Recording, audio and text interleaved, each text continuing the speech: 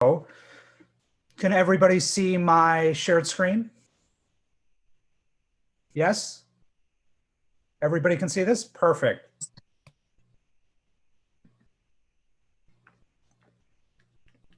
So Hydros was really started because my co-founders and I were so shocked at the sheer amount of single-use plastic bottles that people consume around the world that it just seemed kind of silly to us that people were actually spending money on kind of a ubiquitously available, thing as water, and in a way that was causing a lot of damage to the environment because there's so much plastic waste that goes into the oceans every year. So it's kind of, astounding to us. So what we did is we developed a proprietary technology for fast flow water filtration. So I'm sure a lot of you are familiar with probably a Brita, maybe some other water filtration devices that are kind of, from products and companies that are 20 or 30 years old, and they're very slow and kind of tedious and have kind of uncomfortable designs because they're slow. They have to have these massive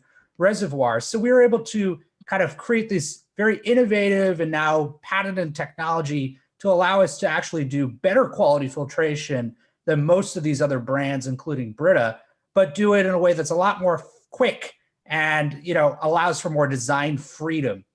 So that's kind of our core, unique selling proposition, and everything else kind of comes from that.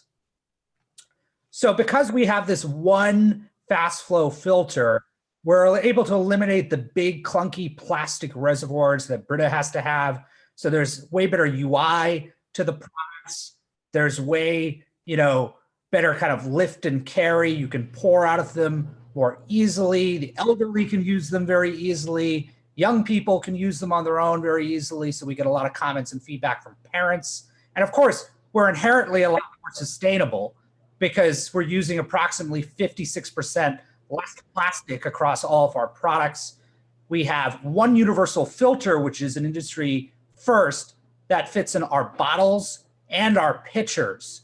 So if you look at the rest of the marketplace, for example, Brita, which is the 900-pound gorilla in the room, they have about 5 or 6 different types of filters. So they've got the Brita Everyday, they've got the Brita Long Last, they have 2 different types of Brita bottles, both of which have their own filters. So it's kind of a nightmare, both for consumers and for the retail partners of Brita, because they have a mess merchandising this, right? So we can offer a lot more for a lot less in a way that's very sustainable. Also because of our, kind of limited amount of materials versus a Brita, that 56% saving on plastic, we can price parity with Brita and market leaders out the gate. So we're basically neck on neck with pricing. In fact, in some situations, we're actually cheaper. So I think it's very exciting.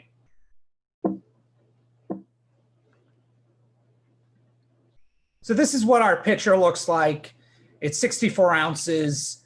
It's perfect for, kind of families that need a lot of water, or something you can have in your kitchen if you're doing a lot of cooking, or say that you have multiple people who you're sheltering in place with in your house, that everybody's making their preferential tea or coffee drink. But what's very unique is that we're able to fill this entire thing in a little bit over a minute with filtered water, which would take you 5-6 times as long with a Brita. It's got a very elegant color profile. Everything is designed for that. And the top components are designed so that they're very easy to pour out of. So sometimes when you're pouring out of a Brita, you'll spatter all over the place and kind of create a mess. That's kind of eliminated here. Similarly, with replacing or installing the filter. So if you were trying to install a filter on a Brita, you'd have to kind of wrestle with all these different interlocking plastic parts, which for some reason are always really sharp. I don't know why they designed it to be very sharp, but sometimes I've almost cut my fingers. With ours, it's very simple. Just pop out the top, insert the filter in one click. You don't have to soak the filter, unlike with Brita and other brands, for 15 minutes. You just rinse it under a sink for 15 seconds, and you're good to go and get started. So here is our carafe, which is our next unit. And this is only 40 ounces. And we think it's a very elegant kind of approach for a filtering vessel. It doesn't have a handle, so it's very kind of easy for people to carry and use. It's also something that you wouldn't probably mind having at a nice dinner party or having, on your bedroom counter. And most importantly of all, it's kind of a space saver. So it's something that can fit even in very small refrigerators. And we've seen this become extremely popular, particularly in kind of the college age demographic, because it's something that, they can fit in a small dorm fridge, but also with people who maybe have a pitcher for their kind of, kitchen and maybe want something smaller for like an office or a desk side or for, the bedroom side table, something like that. And finally, here's our bottle. And our bottle is incredibly unique. So every other filtering water bottle on the market works on a reverse suction principle. You have to kind of suck and squeeze out of this membrane, which forces water through so that you can, get it filtered and drink it. And it's kind of a very uncomfortable way to use, your product. You're either sucking or squeezing one way or the other. It's not good. It's not very comfortable. And, there's been kind of some bad designs. In fact, Brita had to recall their children's filtering bottles because they were cutting the roofs of kids' mouths. So there's been a lot of problems in that space. So our product, on its patented design, works in the same way as our pitchers do, where you just pour water through and you'll get filtration in about 20 seconds. So it's a 20-ounce bottle, so 20 seconds. And another unique set of features is that it's been designed so that you don't have to screw and unscrew the cap in order to drink or fill. So you can use it with one click. I'll show you in a little bit more detail in the next slide. This is what kind of the cap looks like up close and personal. And we call it our rocker cap because you can see in the middle here, there's this little button. And so you'll be able to push down on that button with one thumb, lift up the opposing side to open it and drink. And to fill, you just open this drink port and you can just fill from the top from any water fountain or sink or wherever you might be. It's something that I think will be very popular again once people start traveling and realize that they have to spend, $20 on water past airport security. With one of our filtering water bottles, you can just go to any airport water fountain and get clean filtered water very quickly. So I think this is going to be very popular. And we deliberately underpriced the market on this product. We only have an MSRP of $20. Brita's bottle is now $25. And it's really kind of interesting. So we've got better quality filtration and better speed and better UI, all at a lower price. So it's very exciting for us to see this. All right, moving on. So here are our filters. So this is our proprietary fast flow filter. It's heavily patented and it's able to reduce 93% of chlorine and 99% of sediment in a matter of seconds. And very importantly also, we are one of the very few brands that does not rely on plastic microbead resins inside the filter to add to the efficacy of the filter.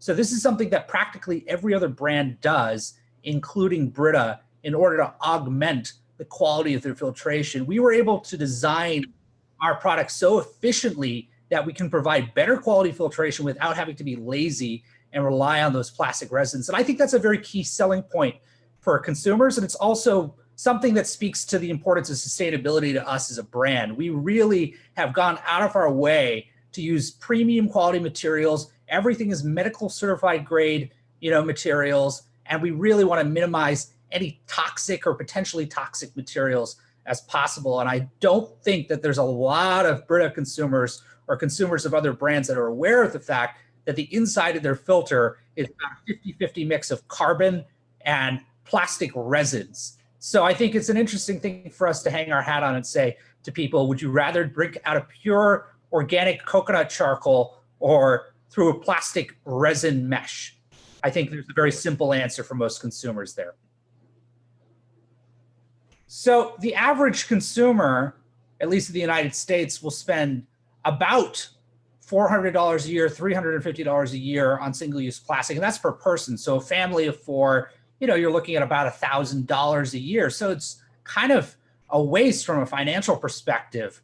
And it's something that kind of flabbergasts me, but I think it's about convenience. And so what we've tried to do is offer consumers a very convenient way where they can access great tasting water either at home or on the go, but at a reasonable price and something that's extremely sustainable. So if you do the comparative analogy, the pricing for our products is our large pitcher that I showed you will go for about $32.99. Our small carafe will go for $25, and our bottles will go for $20. And then it's basically $5 a filter. There's a slightly better deal if you buy in the 4-pack versus the 2-pack. So economically, if you were a family of 4 and you wanted to get filtered water for every single person in your family and you're buying single-use plastic bottles, you'd be spending over $1,000 a year. With our products, you'd be spending, maybe $100. So it's not even close in terms of, financial comparison. It's, way better to buy Hydros. And of course, from an ecological perspective, you're helping maintain, our ecosystems and keep thousands of units of, plastic out of the ocean every year. So I think we can kind of, end the presentation there. I think, the rest is kind of, formulaic, and let's just, dive into questions and anything else I can, fill you in on, our background or whatever else.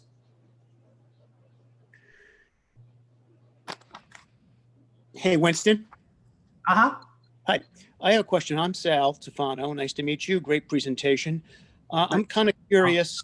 About the application to, as far as people who live in areas where they have city water compared to well water. And is there any kind of differential advantage to using this in those types of environments? Yeah, no, that's a great question. So it should work for both. We've had some people who are on wells, depending on the geography, where there's maybe a different mineral, composition of their water, say that there was kind of a weird taste when they first used it, and that seemed to go away. We haven't, had any complaints elsewhere. But basically, it's something that should work well for everything. I mean, I think your big problem with well water is more on the sediment side of the equation versus chlorine or chloramines or anything from municipal treatment. So this will really help with that kind of sedimentation side of things. But again, depending on the geography, we've had people, complain about, some kind of awkward taste. Great. Thank you. Yeah, of course. Of course. And actually, I want to dive into, some kind of broad kind of call to action on what we're looking for in terms of, kind of leads. And really, our big opportunity, I think, comes in multiple different areas because we've got multiple products that can kind of address themselves to unique marketplaces. I think the biggest one that we're most excited to explore is access to large tier retailers. So think the Targets, the Costcos, the Walmarts, maybe, sporting goods stores, all those types of purveyors. And if you look at this marketplace, really, it's predominantly sold in big box retail. That's kind of the sweet spot. So, Brita basically holds its laurels to Target and Costco, where they dominate the category. And I think we have a very compelling story for those retailers because we have a product where we can price parity to Brita. We take up a lot less shelf space than a Brita because we're, kind of more uniform in our product offerings. And we have, kind of a smaller footprint. So can we generate more units of profitability for them per square inch of shelf space? And then that ubiquity of that universal filter, I think, is the other kind of component that's very attractive to them.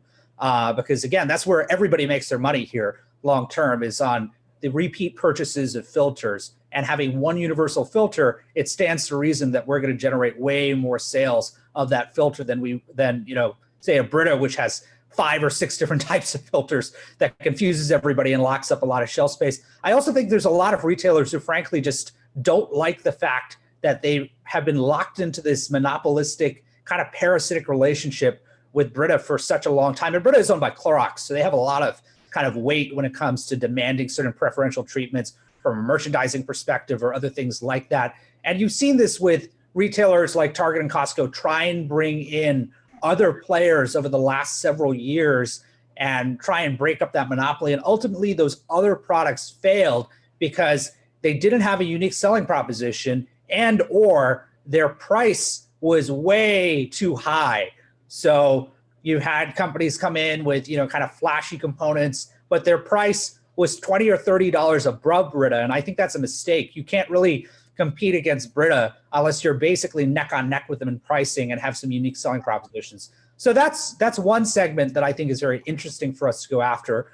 I think the other segment that is very underexplored for us, but is potentially incredibly lucrative, is custom and co-branding. So access to kind of companies of all sizes, really. And we've done this, kind of serendipitously, where we've had businesses approach us and, say, hey, we want to buy, 100, on the low side, branded bottles, or I unfortunately can't tell you the name of the customer, but it's a Fortune, 500 company that came to us right at the start of the pandemic and ordered several thousand branded products for all of their employees for home, so they can have, our pictures, but co-branded with their company logo as kind of a gift and reminder of where they work from, and, use this for kind of day-to-day, lifestyle. So I think there's a lot of applications that way, both on, kind of terms of large companies buying these for their employees, as well as maybe buying them as gifts for clients. And we're able to offer incredibly attractive pricing on co-branding. I mean, relative to what you would see in the rest of the hydration industry, where, orders of magnitude cheaper, but also with kind of the unique qualities of having a filter with it. So I think that's a very ripe area if anybody has access to companies of any size. And again, we can do orders on the small side of, 100 to the large size of, tens of thousands. And when it gets past 10,000, by the way, it's ultra lucrative for us, because that's an order that we can just make at our turnkey facility in China, have everything packaged and printed in China, rather than having to go through our US fulfillment center and go to kind of a secondary printing facility here in the US. So it becomes incredibly accretive for us financially. So that's a really big win, and it's totally virgin territory for us. We haven't really kind of explored it, frankly, because it's kind of a, in terms of, where that's to access. But I think it's, usually a key stakeholder either in the marketing department or either in the human resources department, or sometimes in the C-suite. I think going back to retail, the type of contact we're looking at at these bigger box retailers, or these kind of holistic lifestyle, grocery store chains or sporting goods chains, usually is a housewares buyer or somebody who's kind of working in kind of small electrics, I think is the classification for Target. For some weird reason, they put in like the, refrigerator and like waffle maker section. So that buyer, but it's in the larger umbrella of, housewares. One final area where I think we have some unique opportunities, and it's not something that I really thought about, but there was a Fortune 100 company who all of you are familiar with, who's, global head of marketing and merchandising. I happened to bump into, right before the pandemic, and he actually approached me about the idea of licensing our filter technology for use by their company at, many of the locations they operate. And it's a hospitality, fast service restaurant type of company that I'm talking about here, because they, do a lot of water filtration in their day-to-day kind of processes, and anything that could speed that up is, extra money. And it's not something I'd ever thought about, but, it is very interesting. And we have some very broad-based granted patents on this product, and about 40 patents pending that are all very unique. And our technological partner on all of this is a very interesting company called Nottingham Spurk Design. They're a multi-billion-dollar family-owned company that has created about $50 billion worth of consumer products over the last 50 years. The Swiffer, the Dirt Devil, the Spin Brush. They have more patents for their client's company than anybody since Thomas Edison. So our IP is pretty buttoned up, and we can definitely, maybe explore licensing it to other people. So that's just some more broad context. This is Ronald. Hi, Ronald. Hi. Why no labeling on the bottles? I haven't seen Hydros on the bottles in terms of marketing. Yeah. If I'm using the bottle, will my friend know? Yeah, so that's a very good point, and it's actually something that we wrestled with a little bit internally before we launched.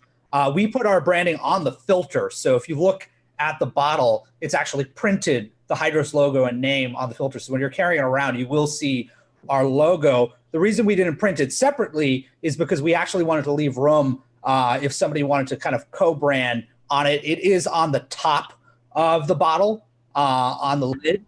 So you will see it there too. But we really wanted to build some brand identity around that kind of drop shaped logo and have that kind of be kind of the call to action for the brand and allow some room for, custom and co-branding as well. But it is something that we did kind of argue about vociferously in our internal meetings.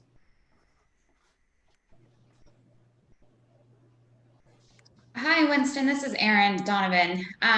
Do you currently just sell direct to consumer, or do you have distribution in any retail stores today? Yeah, so we're heavily direct to consumer, but we actually have a pretty sophisticated retail presence. So we're in 250 Harris Teeters, however many Harris Teeters there are. We're rolling out into every Ace Hardware nationwide. We're in their warehouse, and they're about to planogram us in. We're in every Pharmaca in the country, if you guys are familiar with that retail chain. We're in probably, I want to say, another dozen or so regional, mostly natural grocer chains around the country, some specialty, kind of housing stores. There's these kind of mini regions that are kind of scattered across the country that, have maybe 10 to 20 stores and some other, kind of key accounts like that.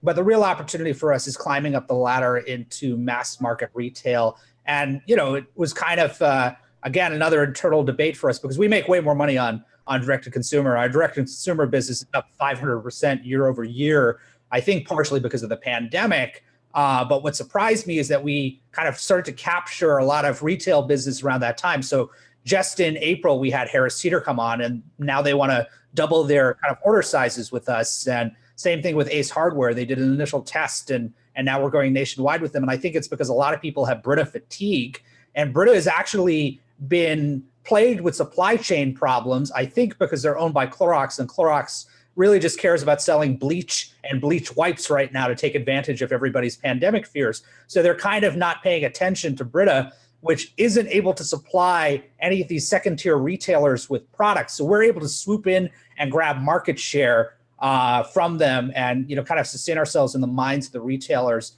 I think another area that's very big for us is kind of big box hardware. So think Lowe's and Home Depot, both of which will be particularly, I think, intrigued by the fact that we're doing so well with Ace Hardware, and they'll want to steal that business from Ace Hardware, and they want to make sure that the other guy doesn't get it. So Lowe's and Home Depot are both extremely competitive with each other.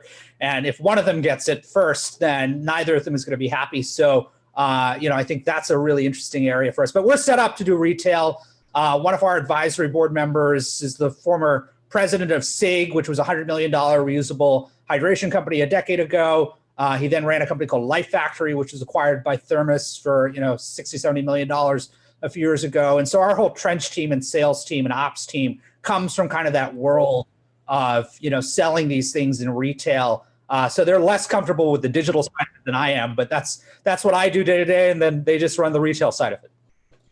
Hey, Winston, Stefano again. I was kind of curious. I mean, understandable. The Walmart, Target, Costco, big box, all of the grocery chains makes a lot of sense, and certainly that's your sweet spot.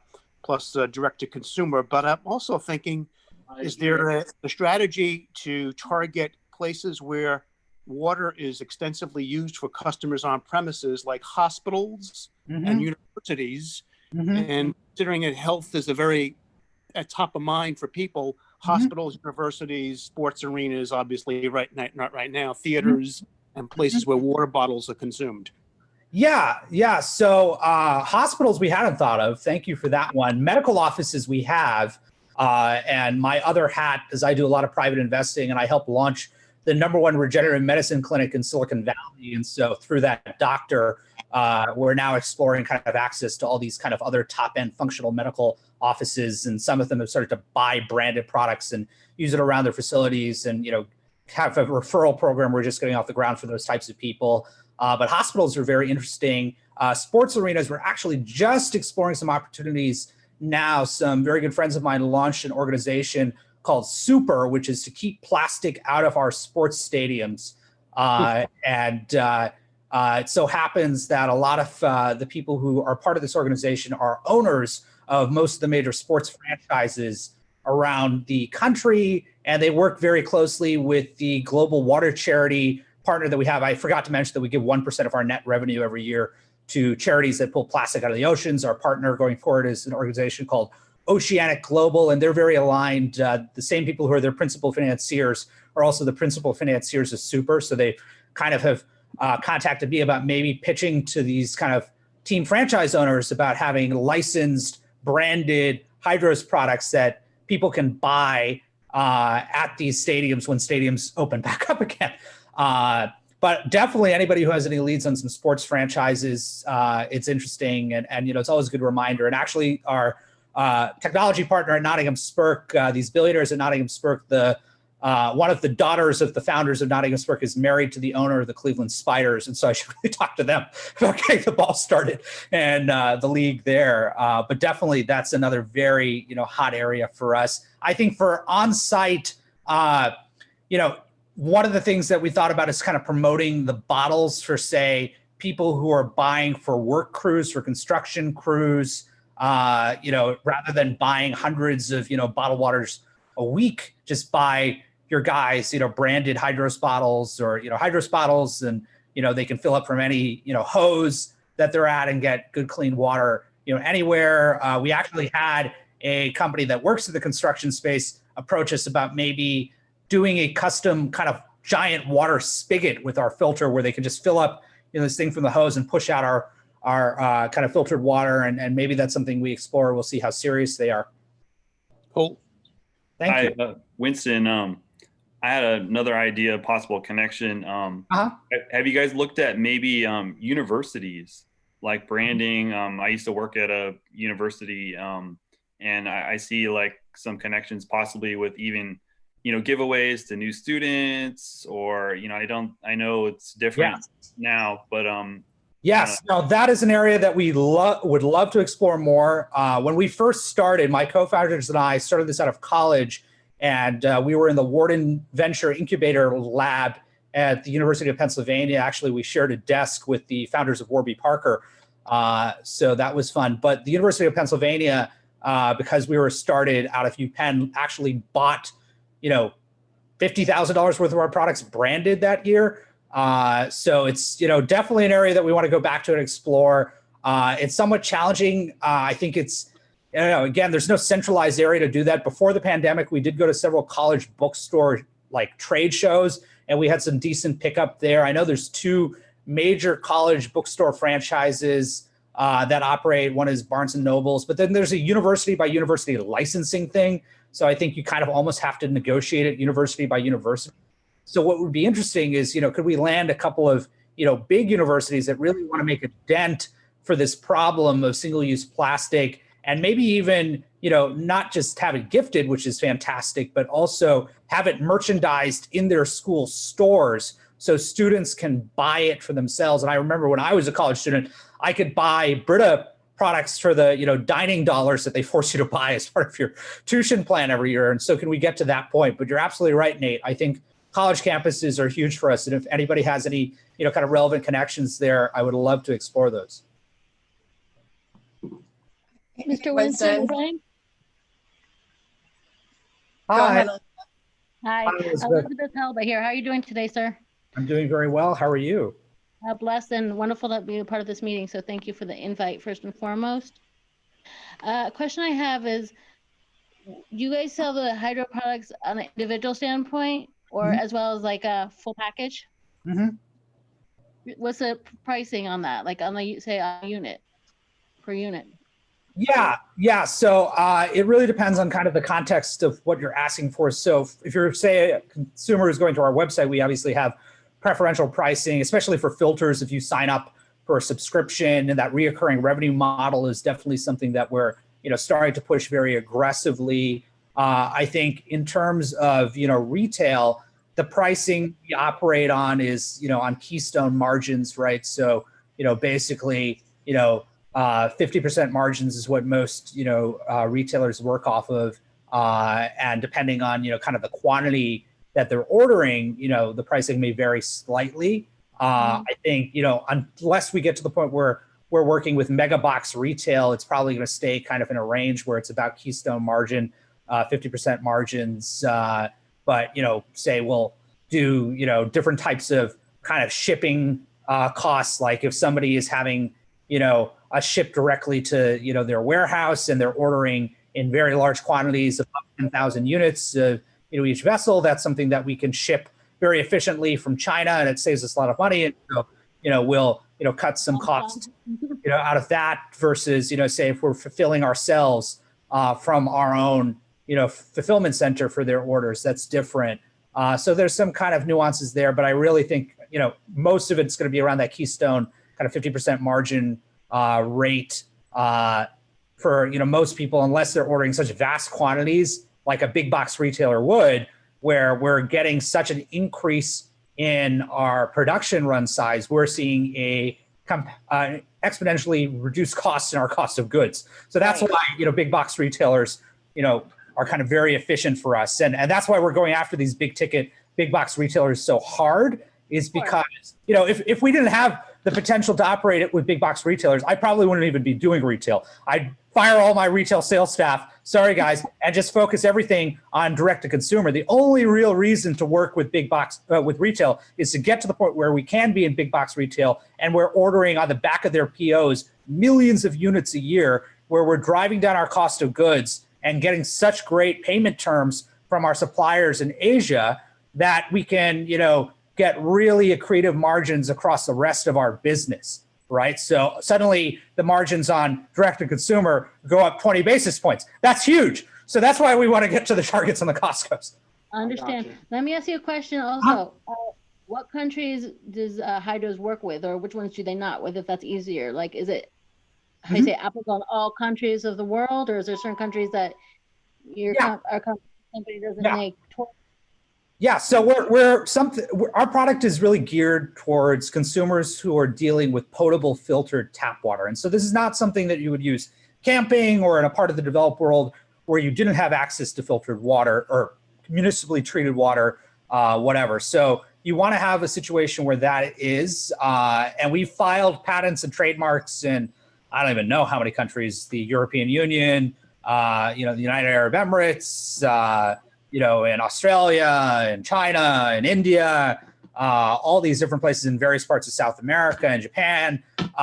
So we have the potential to sell and be used by any of these countries. We're really focused very predominantly right now on the US market, just because international distributors tend to operate on kind of very low margins to us. And since there's so much low-hanging fruit here in the US with all these kind of bigger ticket retail opportunities and with custom and co-branding, I'd rather not go to international distributors yet. And also you have to adjust your packaging and make sure it's, kind of in different languages. And so it really has to be kind of economically worth it for us. Yeah. Understand. Also, it seems like you could do this, how can I say, you can sell business to business as well as like on a personal note as well. Like another business coinciding. Yep.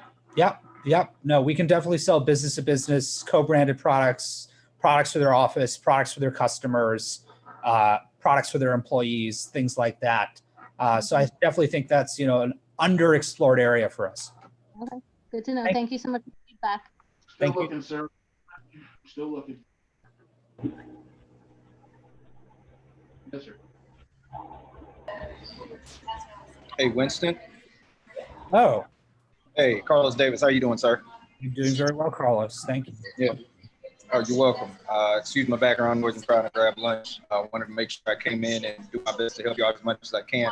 I do have, I'm located in Charlotte, North Carolina. I do have a couple of inroads, one to University of North Carolina, Charlotte, as well as Clemson. So I heard from another conversation that you're looking to get into those bigger universities. So I can help you out there as well.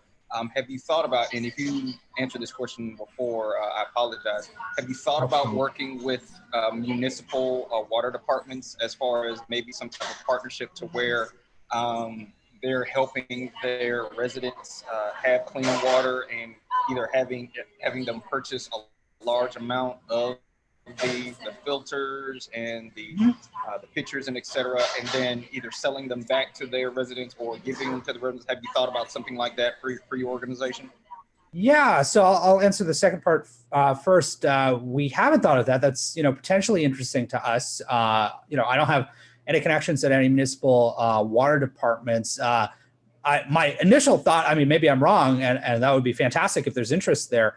My thought was that municipal water departments would just be like, why is anybody filtering their water at all? There's nothing in American water for most municipalities. There's some obvious exceptions that have had horrible water issues, but for most people, the reason they filter their water, they buy bottled water, is because it's become a social norm. You're a bad mom if you don't have filtered water or you don't serve your kids bottled water, and really tasting chlorine or tasting sediment or the aesthetics of it. But really, for most municipalities in this country, there's nothing in your water that's really going to kill you. You can argue about kind of the esoteric health, things one degree or the other. Obviously, there's people who are very concerned about tiny microplastic things that are in their water, and they can buy $5,000 inline systems that'll take that out. But I'm happy to explore that if that's something that you have a contact with. I'll take anything. For the university side, absolutely, that's a very strong interest, and we should definitely talk about that. I think this is something that will resonate very strongly with college campuses and with college students that want to make the biggest kind of economic impact they can to address, environmental issues and ocean pollution issues. One other thing that I hadn't mentioned yet, but that's coming in an official announcement, probably in the next 2 months, so say by the end of the year, is that we will be 100% recyclable on all of our products nationwide at zero cost to our customers. And actually, customers at their request will be able to get a prepaid envelope that we pay everything for, that we'll send to them. They'll get it and they can send it for free to an approved recycling center, and that will work with the filters as well as the other products, the vessels themselves. So we're very, very dedicated to making sure that we have as little impact on the environment as possible. Hey, that's good, man. I don't know how this is all going to work. I don't know if Alexis is going to connect us or whatever, but if you decide to reach out to me, feel free. I have connections with the city of Charlotte. I think it'd be good for them because they're always looking for ways to improve life for the citizens here. And I think if anything, they'd be at least interested to maybe learn and maybe some type of partnership, see what can be done. And then on the university side, same thing with that. They're always looking to improve the quality of life of the students at University of North Carolina, Charlotte and Clemson. So I don't know how you're going to get in touch with me, but if you do, just, feel free to do so, and I'll be glad to help you. Thank you, Carlos. Hey, just to remind everyone, anyone who joined late, we will be sending an email out to everyone who's on here and actually everyone who couldn't attend as well. It'll have a recording of the presentation, and then we'll also have a link to an online form where you can submit your intro suggestions and ideas. So we will definitely get you in touch with Winston so that he sees all of these great ideas and there's a very clear next step. Hey, any other questions? Yeah, I have a question. Go for it. Winston, Kyle Sherrick. Just curious about what your production capacity in China looks like. Once you go to these big box retailers, they've kind of got large volume requirements and they don't like late orders. So I'm curious about that. And I'm also curious about your distribution network in the US, what type of volume you keep as backup, and if you're open to increasing that in terms of retailer requirements. Yeah. So for the first part, we have a very kind of scaled manufacturing setup already in place. So, Nottingham Spirk does this every day, mostly for Fortune 100 companies, the Procter and Gamble's and the Coca-Colas of the world. They set up, kind of unique product skunk works and then supply chains in China. And so working with them was a huge advantage for us as a small company. They set up everything in our supply chain. They have integrated staff on the ground in Hong Kong and in Shenzhen, as well as their kind of master operations people in Cleveland, and everything's been organized to a T. And I become so close to the Nottingham Spurk people that they have us featured on their website. I co-write articles with the scion of the family, who's probably going to be the heir to the firm. So they're fully vested in us. So they are not going to screw up anything on the supply chain side. That would be a lot of egg in the face of Nottingham Spurk, because they don't really take chances on startups that often. They mostly just charge, these big, mainline old school CPG companies millions of dollars to run product innovation for them. So the fact that they took a flyer on us and, invested in us, and, they need this to be successful. So we're fully, up to speed on that. Let me try and understand more what you mean about fulfillment. So do you mean in terms of like how well we can fulfill from our US fulfillment centers to big box stores for kind of their fill through orders when they, kind of sell through? Or do you mean in terms? Yeah. Yeah, it's a lot of big box, obviously they're going to order direct on container volumes from China, but they're also going to ask if you have the ability to do fill-in or direct ship orders for online and things like that. Yep. So part of my curiosity was what kind of volume you keep in the US, how you're set up to do that. Obviously, if you're selling online, you must be able to drop ship and things like that too.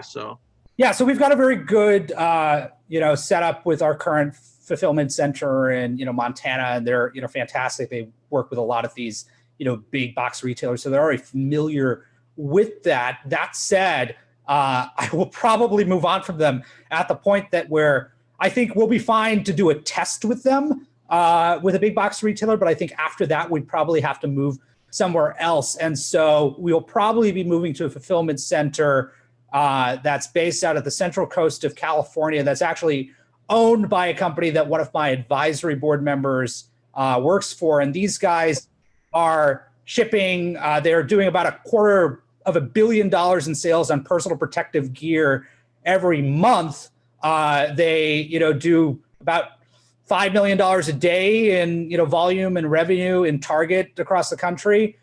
So, they're set up for all of that business through their fulfillment center. So he assures me that they will have absolutely no problem handling us. And we'll definitely go through the calculations and see what kind of reserve of, inventory we have to keep stateside for that, free flow fill of, everything that as it sells off the shelf before, the retail partners are ready to place another kind of large order from China, we'll have that kind of stock ready.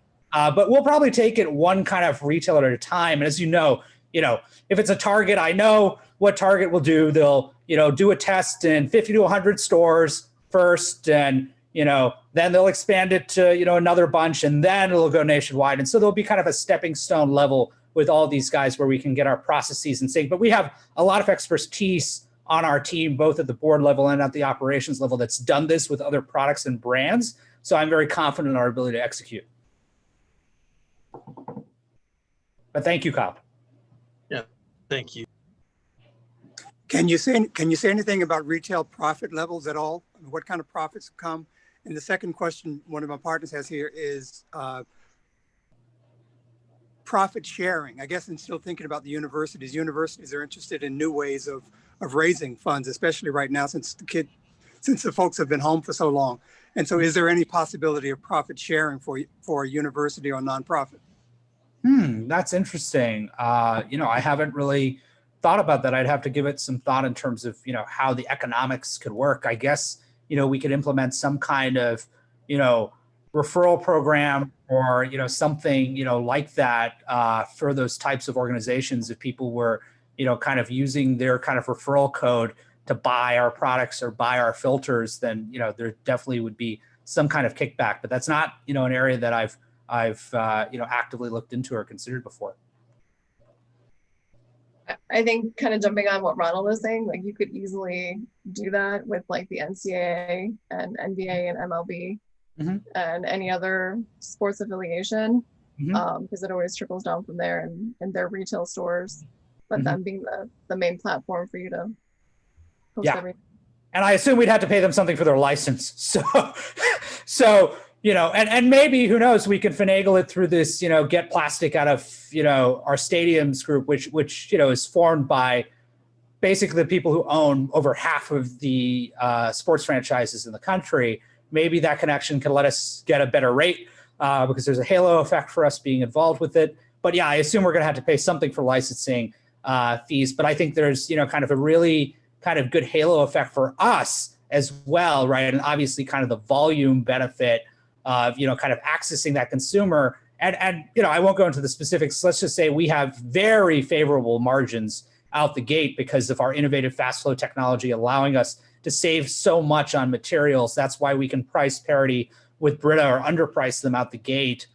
We make a very, very healthy profit margin. And so for us, doing the strategic deal here or there, provided it brings a considerable amount of positive attention to the brand and it brings in a large amount of consumers, as long as we're not bleeding on it, I don't mind giving somebody strategically better kind of rates there, because really what we want to capture are those repeat sales of filters. And what we really want to do is translate that person who maybe gets one vessel as a purchase or as a gift into buying more than one vessels and then signing up for a filter subscription, because that's what's really important to us long term, both from a revenue perspective and a profitability perspective and from a company valuation perspective.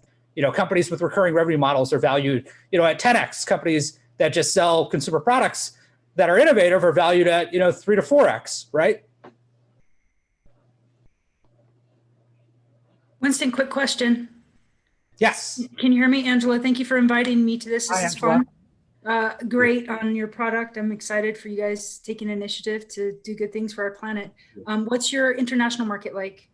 Yeah, so we filed, trademarks and patents in, I want to say 20 or 30 different countries. Right now, it's not an area that we're particularly focused on because, at least in my experience, the biggest way to access that market is through international distributors who expect, ridiculous discounts in order to, and they buy in volume, but there's too much low-hanging fruit for me right now in the domestic market that has way higher margins. I'd rather focus on capturing a more sizable amount of that. And I think the point of time we'd be really interested is when we kind of seriously start getting into big box retail and we start to, see larger POs and drive down our cost of goods across the board. And that's the point where we can start to afford, kind of international markets. I do think there's going to be a lot of interest. It's why we've spent probably $100,000 filing trademarks and provisional patents across the world already, but it's not, kind of the place I want to go right away. Okay. I have some interesting connections in the South Pacific that I think your product would be pretty neat, with some great ocean-friendly marketing opportunities, and the Mirapidi Foundation and a whale research center and just some earth ships that would be probably more marketing value than actually investment, but you can't be wrong. So awesome. What the second question I have is, what's your product's ability to filter chloramine? Chloramine. So we're not tested for chloramine. I do think we will reduce some of it because we have an NSF 42 class 1 certification. So I know we do something with it, but we didn't actually seek certification in it, since chloramine isn't as big for most of the country yet as chlorine. And so we chose to focus more on the certification of chlorine. I think it's something that we'll probably kind of beef up if we see kind of chloramines become more widespread. But right now we're not certified to it. I'm sure we reduce something on it, but it's not, something I would hang my hat on. Okay. But thank you. All right. Well, I have connections with BYU Hawaii that I'd love to introduce you to, and I'll send you an email. Or just excited for this process, and thank you for your time and the invite. Thank you so much. And I saw that Marcelo raised his hand, and I don't know how to call on you, but please just, voice your question. Hi, I'm in the grocery store. No problem. My question is, I heard a lot about the traditional sales channel. People talk about the big retail store, but personally, I come from a poor country, Brazil, and there we have a lot of problem with water. Not where I come from. I come from a large city, but people from more poor places have a lot of problem with water. And all in my life, I saw large companies in the world, like Europe, try to sell filters there, and no traditional sales channel like level marketing or something like a door-to-door, like a runway, because sometimes in the retail stores, the people don't give you or don't pay the exactly attention to the product. You know, they think, oh, it's more easy. I have the bottle of the water. I buy the bottle and I throw in the garbage and that's it. But if we can show to them how much they save in cost and how more healthy can be to their lives, and you don't have a surprise the middle of the night, you don't have a bottle of the water for drink, you know. What do you guys think about? Yeah, so that's a very interesting point. I think, the first kind of challenge would be, not everywhere in the world has kind of the municipal water treatment that our current products need. We are working on something in kind of a skunk works that may be more applicable broadly around the world for markets that don't have kind of municipally treated tap water. I think the other thing, would be that, it's kind of a flyer for us at this point to try and kind of extend ourselves beyond the US market, just because, we're a small company. We want to focus on kind of the most ROI positive low hanging fruit that I think is kind of in the domestic market. But at some point, we would certainly be very, very interested in going, places and markets like you describe. And if we could find the right local partners to help us navigate that, or perhaps just, do a deal with us where they buy our products from our kind of manufacturing center in Shenzhen, China, and, it's their problem and we just cream off some of the profits and we get credit for, that kind of order size from our, manufacturer. So it's certainly something that I think would be interesting. I just don't think we're quite there yet. No, yeah, sorry, but what after giving my explanation, I talk about U.S. market. I give the example of Brazil, but here, we show to the people how healthy it is. We have I don't like to say that. I use the afraid market. Like, oh, you don't drink our water, you will die tomorrow. Yeah. So just try to create the people because the people here don't have the habit to have a filter in their house. They have a bottle of water. And I try to think about the more poor people we can reach, because for poor people, you have to buy water all the time. It's more expensive for one rich people, Got it. And try one straight channel to reach the customers, more cheap, but in the same time, we have the brand more presence of the brand. Got it. Well, thank you so much. We'll definitely have to look at that. Thank you. Hi, Winston. Yes. Hi, my name's Joe LaPena. Love your product. I think it's a really interesting idea. And this is just to kind of tag on. I know you've been talking a lot about colleges and universities as an avenue. I think, have you thought about one of the best ways to get on there? And you're working with a lot of big box companies already, but the bookstores and I just went brain dead on the name of the big bookstore that's going out of business everywhere but on college campuses. Barnes and Noble. Noble, thank you. Yeah. They're closing out of malls and you don't find them on the street anymore, but they are taking over the textbook industry on college campuses. And if you could get your foot in the door with those guys, you could get yourself on a lot of big campuses in one fell swoop. Yeah, no, I definitely think that's interesting. We've been to some college retail trade shows in the past, and when we were first launching, and had a pretty positive reception. And I think there's a couple of colleges that tried it. Obviously, it's kind of stalled this past year. So my hope would be to reinvigorate it for next year. But definitely, we're really interested in any kind of contacts and leads to people who are kind of high up. I know there's another big kind of college bookstore. I think it's a duopoly between Barnes and Nobles, and there's one other entity whose name escapes me, but I think they kind of, have an even split across the country in terms of, their territory. So yeah, anybody in that segment. And I think the carafe in particular, and maybe the bottles are probably the best, places to lead in that segment, because I think the carafe is perfect for a dorm, fits in a small fridge, not too expensive, $25. So I think it's really interesting. But yeah, we're definitely very interested in connections in that market. And the bottle, just to be able to, snap it on your backpack and fill it up in the library or, you know, walking from class to class. Makes perfect sense. Exactly. Exactly.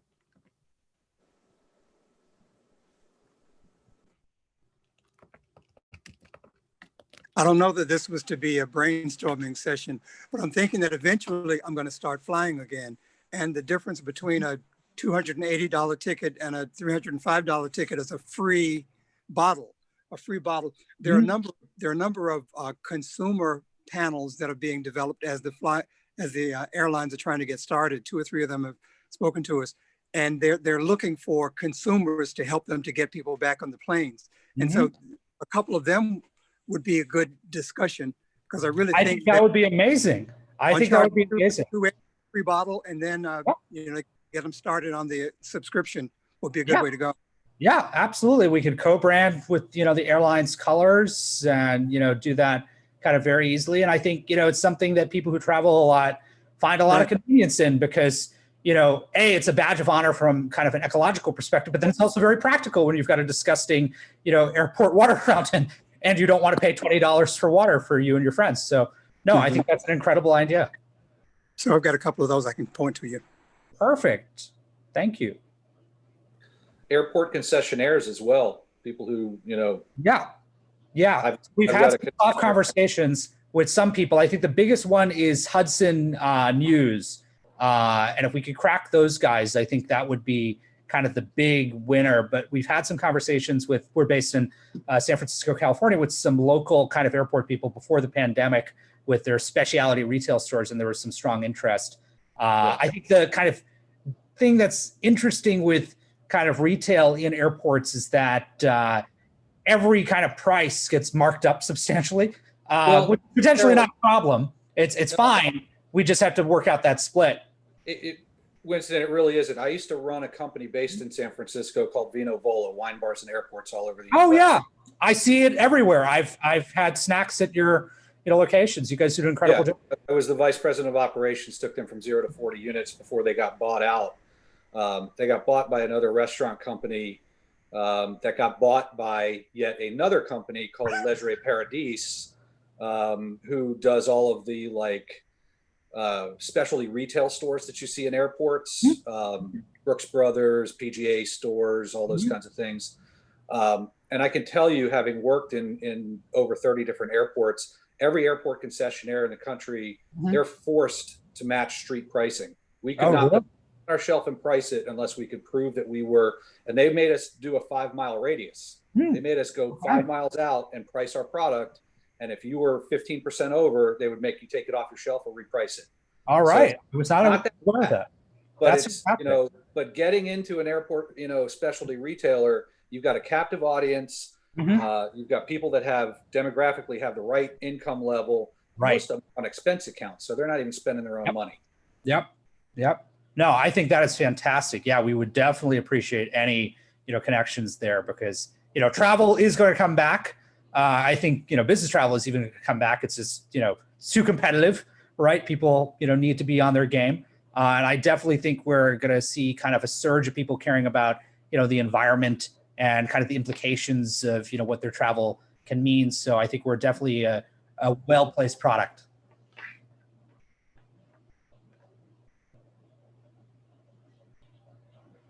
Well, it is past 12. Yuval, where are we on time? Yeah, I think that we are 6 minutes beyond the time that we planned. But anyway, it was a great session, and if there's any immediate questions, just for closure, we would like to thank you all for joining and participating and sharing your thought. And as we said at the beginning, right after the webinar, we will send you all email with a link to the recording. So if you want to, watch part of it again, that's great. And of course, a link to our web form where you can share with us and Winston, opportunities that you think fit to Hydros. Thank you so much, everybody. Really appreciate everybody's time and attention and all the great questions. And you can learn more about us on our website, hydroslife.com. huntershunters.com. And thank you so much, Yoval, and the rest of the Hunters team for, this invitation. This is, beyond my expectations. Okay, great, Winston. Thank you very much for the presentation and for answering all these questions in very, very much details. Great. Have a great rest of the day and a great weekend ahead of us. Thank you, guys. Everybody, take care. Bye-bye. Thank you.